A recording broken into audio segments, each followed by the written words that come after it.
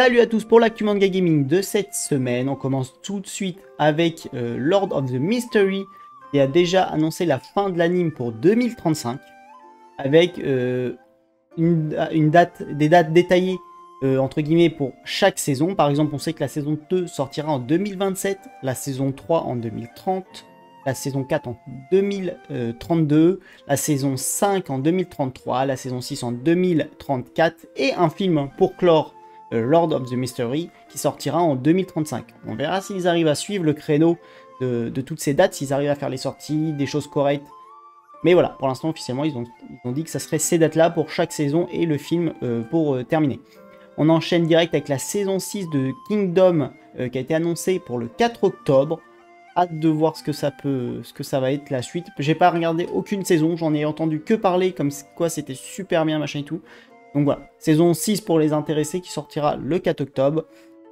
On perd pas de temps et on continue avec La Forteresse Infinie qui est actuellement le 6e film le plus rentable du Japon, de film d'animation évidemment. Avec, hop là comme d'hab, à côté vous avez une petite image avec les différents animes qui ont passé au-dessus. Par exemple on a Your Name qui a eu 25 milliards de yens, qui a rapporté 25 milliards de yens. Du coup, La Forteresse Infinie juste en dessous, hein, 22 milliards de yens depuis sa sortie. Bon, pour l'instant, donc c'est loin d'être fini au Japon. Je pense qu'il y a des gens qui vont aller le voir quand même par la suite. On a La Reine des Neiges qui est évidemment un petit peu au-dessus du Your Name. On a Titanic qui est encore un peu au-dessus.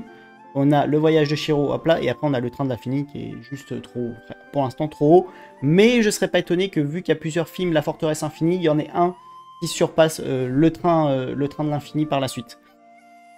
Et du coup, on continue avec la saison 3 de To Your Eternity, qui est prévue pour le 4 octobre aussi, comme Kingdom. Voilà, donc le 4 octobre, vous aurez Kingdom qui reprend saison 6, et To Your Eternity qui reprend. Donc voilà, je pense que ça fait beaucoup de gens contents, ça fait beaucoup de ravis. Et on perd pas de temps, on enchaîne vers le son Golden. Je sais pas si vous connaissez le son Golden de Huntrix, qu'on a notamment dans le film K-pop Demon Hunter, qui est tiré du coup, du film, qui est à la première place du Billboard Hot 100, Hot 100 pour être exact. Si vous ne connaissez pas ce que c'est, j'ai regardé un peu, c'est le classement hebdomadaire des 100 chansons les plus populaires aux États-Unis, toutes catégories musicales confondues. Et du coup, ils ont fini top 1, donc ce qui veut dire quand même qu'ils ont fait une très belle perf. C'est la première fois qu'on a des artistes féminins de K-pop qui finissent premier. C'est la première fois que c'est un groupe féminin qui finit premier depuis Destiny Child, qui a été un groupe qui a existé dans les années de 98 à 2005, notamment avec Beyoncé et que des stars plutôt connues dans le monde de la musique. Donc voilà, hein. Depuis, en gros, on va dire 98 à 2005, donc depuis quasiment 20 ans, c'est la première fois qu'il y a un groupe féminin qui est premier au classement. Et c'est le deuxième chanson de film d'animation sur cette décennie, sachant que le top 1, c'était dans Coco. Coco, film Disney. On enchaîne direct avec, comme d'habitude, petit teaser ending de Chainsaw Man, le film Rise, qui sortira pour rappel le 22 octobre. Donc mois d'octobre plutôt chargé parce qu'il y a plein d'autres sorties qui sont prévues au mois d'octobre. Donc un mois d'octobre vraiment chargé qui va faire du bien.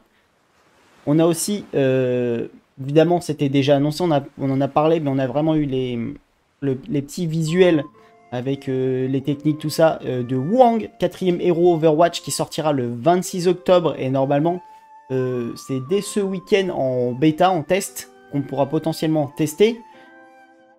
On a aussi Fallout 2 qui a été annoncé sur Prime, évidemment, comme la saison 1, mais pour décembre. Donc on sait que dès décembre, on a la saison 2 de Fallout qui va sortir sur Prime. Ça me régale. Et ensuite, on enchaîne avec la dernière actu. J'ai pas vu tous avant, donc je sais pas si c'est vraiment bien, ça suit la continuité des films ou pas, mais on a le film Narnia qui est prévu pour le 25 décembre 2026. Donc Le Neveu du Magicien, c'est le nom du film.